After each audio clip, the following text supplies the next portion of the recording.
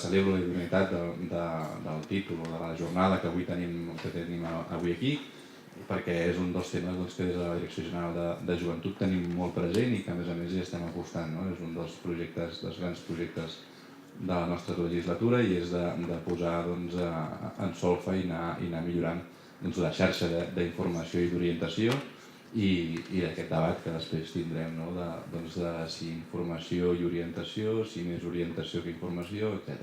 I per tant estem encantats que es pugui debatre sobre aquest tema i a més amb tècnics que el seu dia a dia és aquest. Llavors parlarem de l'acompanyament als joves, no?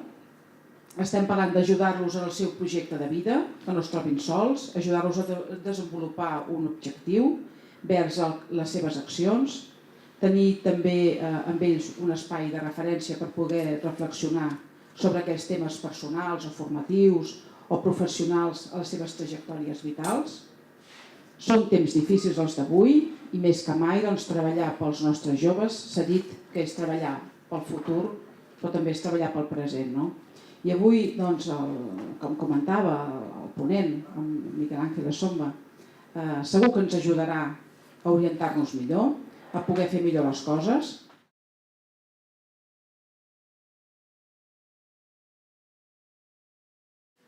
Parlar de joves i d'orientació implica necessàriament també que plantegem una finalitat, un sentit en aquesta tasca, perquè si no al final és allò que estem fent un procés, estem desenvolupant una acció, però sense massa saber cap on l'adrecem. És a dir, quan nosaltres treballem amb persones joves és perquè clarament, obertament, pensem que cal treballar i aprofundir en la inclusió social i que aquestes eines d'orientació serveixen, són útils per aprofundir en aquesta dinàmica que ens ha de conduir cap a aquesta inclusió.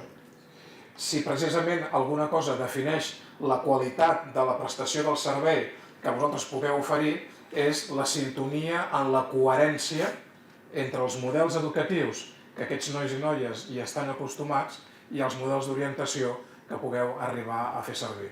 Dit d'una altra manera, no és probablement tan important el fet que el millor model d'orientació sigui A o B, sinó que el model d'orientació que dueu a terme sigui coherent, tingui lògica, tingui sentit amb el que representa, amb el que resulta els models educatius predominants en la vostra comunitat de referència. Són la generació de la història de la humanitat que sense cap mena de dubte tindran més informació al seu abast, però a la vegada, precisament, aquest increment exponencial sense aturador d'informació no sempre acaba traduint-se, no sempre acaba traslladant-se en coneixement. Probablement també sigui una de les generacions que més dificultats tindrà de la història de la humanitat per construir coneixement a partir d'aquesta informació. I aquí el tema de l'orientació és fonamental, perquè precisament aprendre a navegar en la complexitat del que és el volum ingent de dades de processament d'informació que acostumen a tenir, és un objectiu irrenunciable i probablement és una de les qüestions que necessiten més. Són els centres d'educació formal que anomenem instituts d'educació secundària. En allà també hi ha bona part dels processos orientadors que moltes vegades els nostres adolescents i joves s'han de trobar, s'han de poder trobar. I sabem també que moltes vegades un dels dèficits importants, notables d'aquests centres és precisament les dificultats que tenen per poder construir una proposta d'orientació sòlida que tingui i correspongui a tot el conjunt de la proposta educativa, del desenvolupament del currículum en aquests centres i que d'alguna manera els aporti un plantejament realment en la lògica de l'anterior. D'aprendre a aprendre, de sentir-se respectats en la pròpia diversitat i de poder sentir o veure que els seus valors són reconeguts i no només coneguts. En aquest sentit, quan jo parlo d'educació institucional, que és la que crec que és predominant i majoritària, poques coses us he d'explicar al respecte, perquè qui més qui menys n'ha estat víctima. I utilitzo la paraula víctima amb una clara consciència i amb una clara, diguem-ne, al·lusió al missatge que us vull traslladar, no? Víctimes de participar poc, víctimes de que l'educació s'assimili moltes vegades simplement a educació escolar, de que allò que passava a l'aula era educatiu i qualsevol altra cosa que passés a fora, si jo anava a veure una exposició o anava a la biblioteca a llegir un llibre, allò no tenia per què ser educatiu, no? Víctimes d'haver cregut o d'haver considerat que l'educació només podia passar entre quatre parets i que fora de quatre parets, fora de les institucions anomenades educatives, normalment escolars, no podia haver-hi un procés educador. L'orientació esdevé una eina fonamental de primer ordre per evitar una qüestió molt significativa que està, evidentment, a les antípodes de la inclusió social, que és l'exclusió, o dit d'una altra manera, l'exclusió estructural.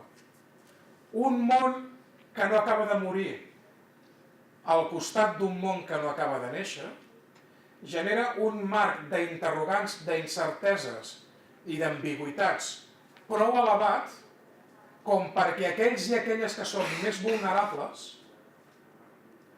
i que es troben en una situació de desavantatge o desigualtat, si els seguim plantejant fórmules i programes homogenis, el resultat no acabi de ser un altre que el de l'exclusió, sinó que cada vegada s'està anant molt més a l'orientació a partir de l'acció. És a dir, l'orientació fruit, resultat d'una necessitat que sorgeix d'un projecte social, comunitari, que és el que dona sentit, activa i fa significatiu el procés orientador. El coaching no el podem confondre amb el mentoring, perquè precisament té una sèrie de característiques i de particularitats que el diferencien. La primera d'elles és que el mentoring, d'entrada, exigeix o requereix que la persona que fa de mentora sigui una persona, si m'ho permeteu dir, entre cometes, sàvia. És a dir, un procés de mentoring o d'acompanyament, per exemple, d'un jove en el camp de les arts, faria que la persona mentora fos una artista, algú que té incorporat en el seu coneixement. En canvi, en el coaching no és necessari. El coaching, la persona que acompanya, no ha de ser experta necessàriament en la matèria o en el treball del que vulguem plantejar. És per això que a l'àmbit europeu tots els elements de voluntariat en aquests moments adreçats a joves tenen un paper i una força més que notable. És gràcies moltes vegades en aquests àmbits, en aquests espais d'aprenentatge servei, de voluntariat, des de la pròpia acció comunitària, que tenim les millors opcions de poder orientar d'una manera significativa i plena a les nostres joves i als nostres joves. Diputació de Barcelona.